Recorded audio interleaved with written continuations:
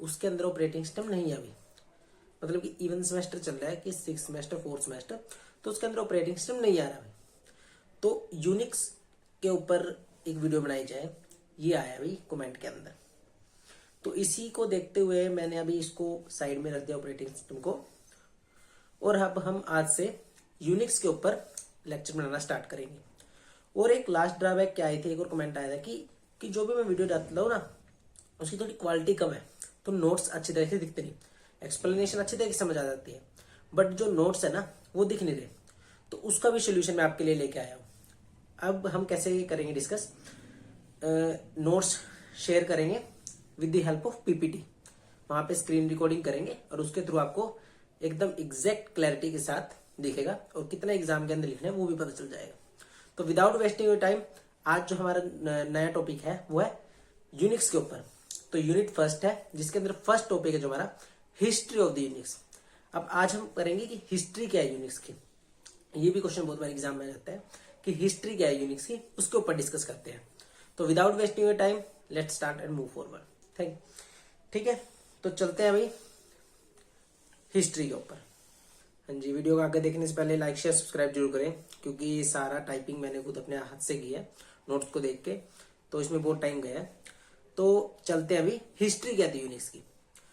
तो क्या था अभी, जब भी हम किसी भी ऑपरेटिंग सिस्टम की क्या करते हैं, डिस्कवरी करते हैं या फिर इन्वेस्टिगेशन करते हैं कि कैसे क्या कुछ होगा, तो उससे पहले कुछ ड्रॉबैक भी आते हैं। तो क्या था अभी, मल्टीसिस से हमारी कहानी स्टार्ट होती है। 1965 के अंदर क्या था, एक कोलैबोरेटिव प्रोजेक्ट बनाया गया है GE, MIT, AT&T के द्वारा। यहाँ पे GE और AT&T ये क्या है, इंडस्ट्री है, MIT एक इंस्टीट्यूट है। इनका काम गोल क्या था कि एक ऐसा ऑपरेटिंग सिस्टम डेवलप करना जो मल्टी यूजर हो, टाइम शेयरिंग हो, ऐसा एक ऑपरेटिंग सिस्टम बनाना चाहते थे जो भी जनरल पर्पज हो। ऐसा एक ऑपरेटिंग सिस्टम ये डिजाइन करने की सोच रहे थे, जिसका नाम था मल्टीसिस। मल्टीसिस का मतलब क्या है, multiplex information and computing services. But जैसे जैसे चलता रहा कुछ ड्रॉबैक आई। 1969 में frustrated by the slow progress, इसमें कुछ स्लो प्रोग्रेस हुई, जिसके कारण क्या AT&T जो भी इंडस्ट्री थी वो इससे बाहर आ गई।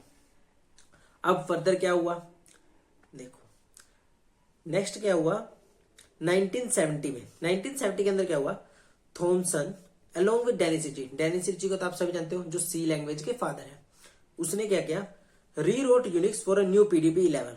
उन्होंने यूनिक्स को न्यू PDP-11 के अंदर लिखा। PDP-11 क्या है, PDP-11 एक स्मॉल कंप्यूटर है, इसके अंदर लिखा।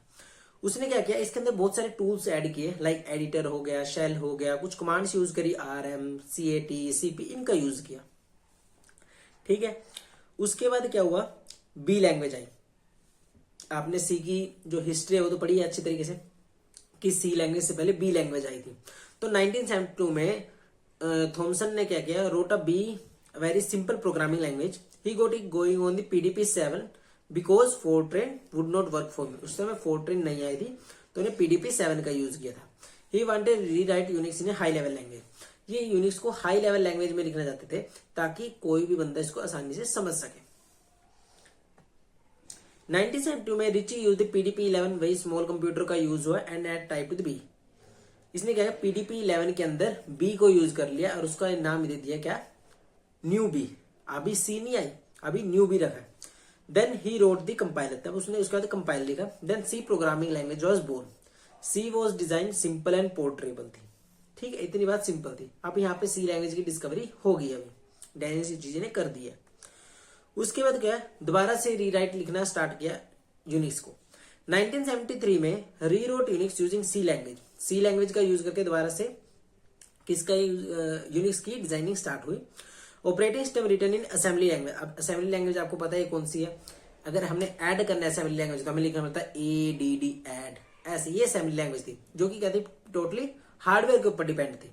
ऑपरेटिंग सिस्टम रिटर्न है high level language such as C, allowed, portable, ये वही बात है सारी। उसके बाद क्या है, स्प्रेड हो गया यूनिक्स का। जैसे जैसे यूनिक्स की डिस्कवरी पता चलती रही हो गया, तो कैसे कैसे डिमांड में आया। 1972 में Ritchie and Thomson publish a paper for Unix. Unix के बारे में पब्लिश करा एक पेपर। उसमें क्या है, मैनी यूनिवर्सिटी वर इंटरेस्टेड, बहुत सारी यूनिवर्सिटी ने उसमें इंटरेस्ट लिया। AT&T लाइसेंस फॉर मिडेस्ट फी, एक AT&T इंडस्ट्री थी, उन्होंने मिडेस्ट फीस दी इसके लिए। रिलीज व डिस्ट्रीब्यूटेड सोर्स कोड। 1977 में more than 500 cities were running Unix.